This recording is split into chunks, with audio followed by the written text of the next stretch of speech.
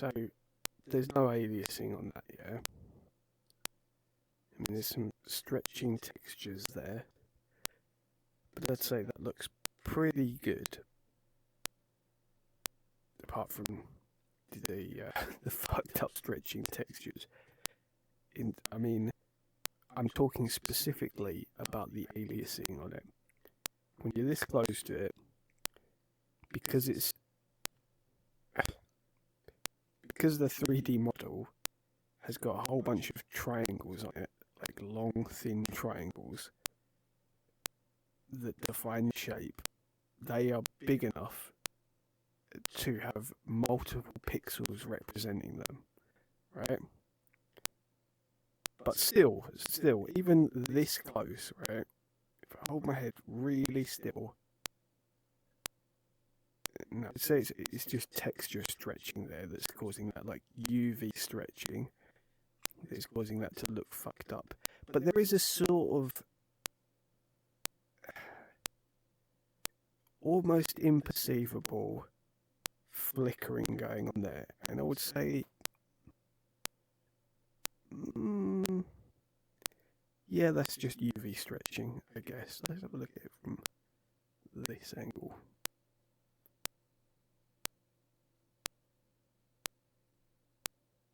Yeah, it's fine.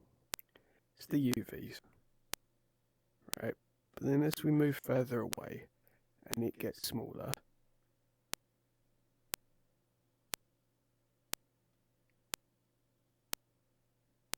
I mean, you can now see that the UVs, now that I've changed the setup on them, right? You can look at the top stumps and you can see that they're well defined there, the shape of them, the outline. Again, still no aliasing, no jaggies, no flickering, right?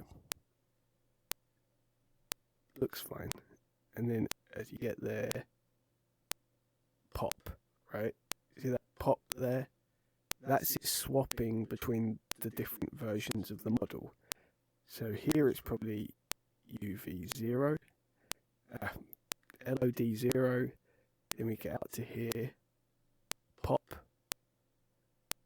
I think the stumps actually change, the vertical lines change before the horizontal ones.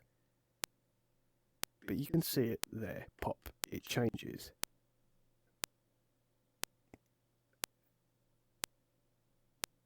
And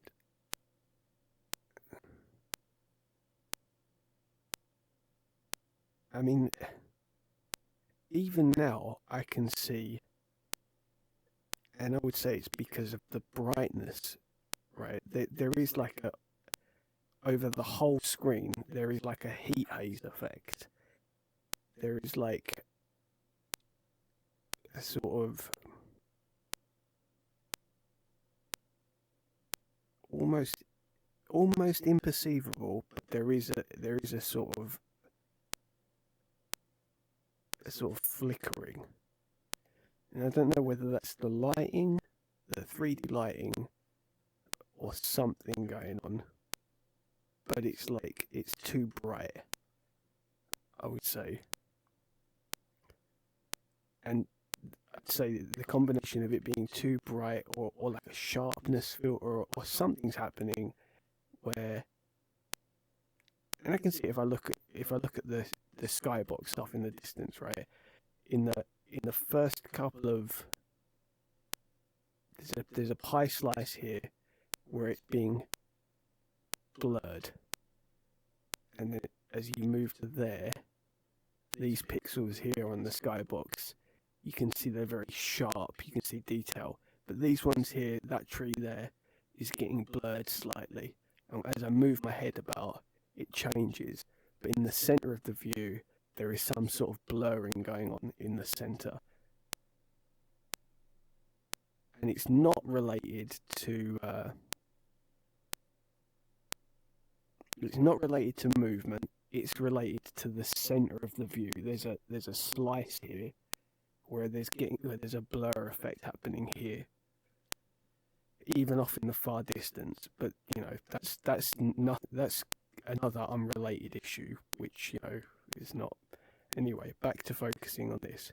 So the UVs is a problem because the UVs is causing the textures to flicker, but that's not aliasing, right? And again, we can see when we're this close, the model's fine, it's not flickering, right? As we get further and you back away from it, it still looks fine to me from here. Now it's starting to flicker. Has it changed again? I'm talking about the actual LOD. There you go, there's one pop. You can see it change. And I'm talking about the top stump. If you look at the top stump, you see it change between different models. It's not flickering.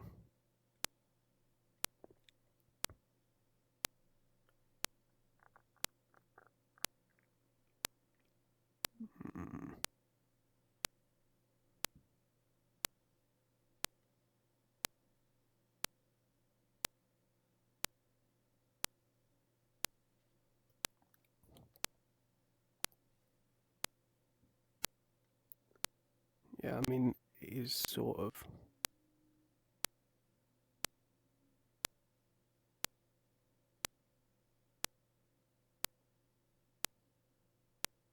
To me, I think what looks worse than the flickering, though, is the fact that there's like an almost, you'd call it rim lighting if it was becoming lighter, but it's like a rim darkening either side of the stump. So the center of the line is very bright, and then on either side there's almost a black outline on the stumps, which is odd looking. And I think that's to do with like environment reflections or something. But now, yeah, now it's flickering. We're past the line in the sand though. This is where we would be. And yeah, it's flickering a fair bit. It's also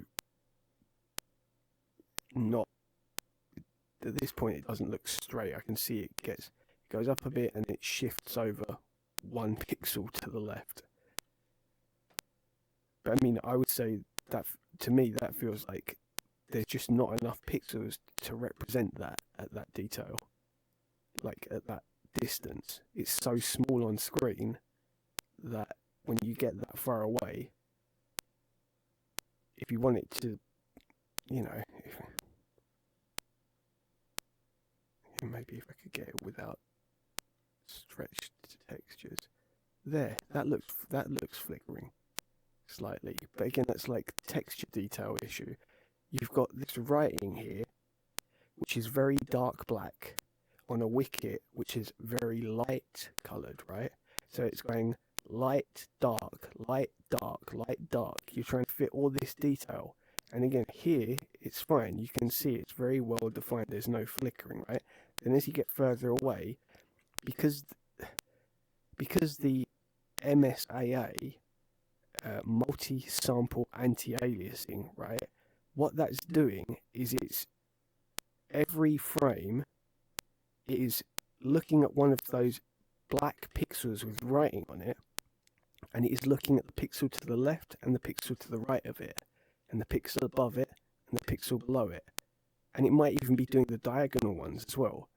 But it's then sampling those colours and it's applying a blur to it based on the fact that, oh, well, it's black here, but if I look over to the right, this one's very light coloured. And if I look over to the left, it's very light coloured. And if I look up, it's black. And if I look down, it's black. I'm talking about in K here, right?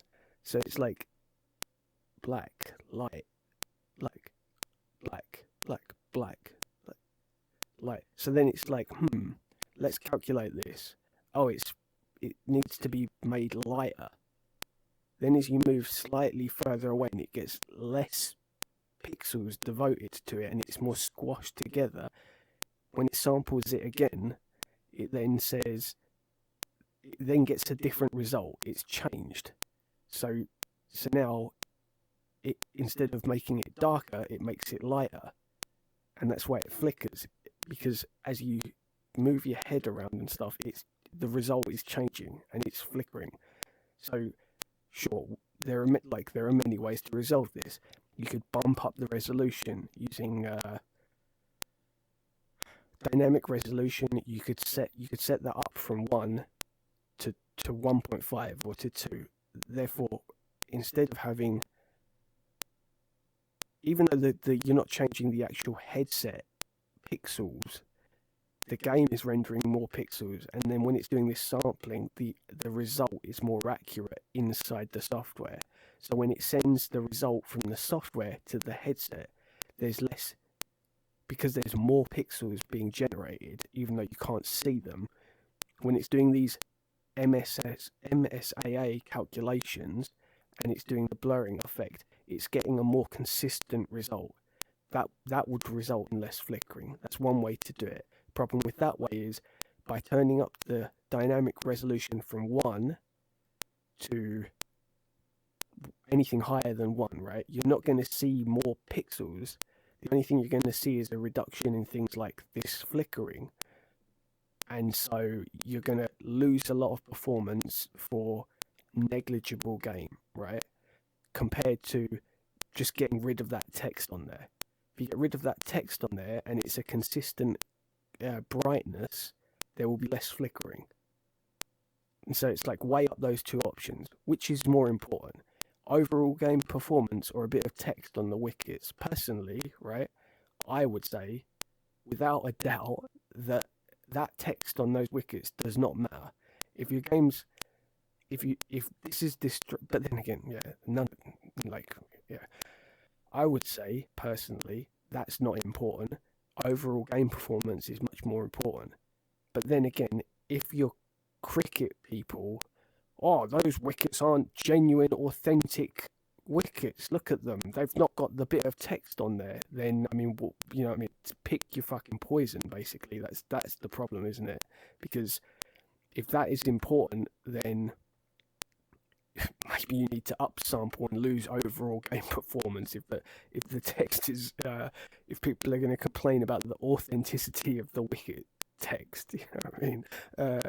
But I would say, you probably want to go with unbranded wickets, maybe, that have a more consistent colouring and less contrast between the pixels on the thing. Other alternatives would be, more blurred, more LODs, right? So that when you, why is this not allowing me to move back anymore? I guess it's fucking crashed or something, but whatever. Back, I want to go back. I want to move away. I can't. As you get further away, if you had more LODs and it was a more blurred texture, there would probably be less flickering as well. So that would be another solution.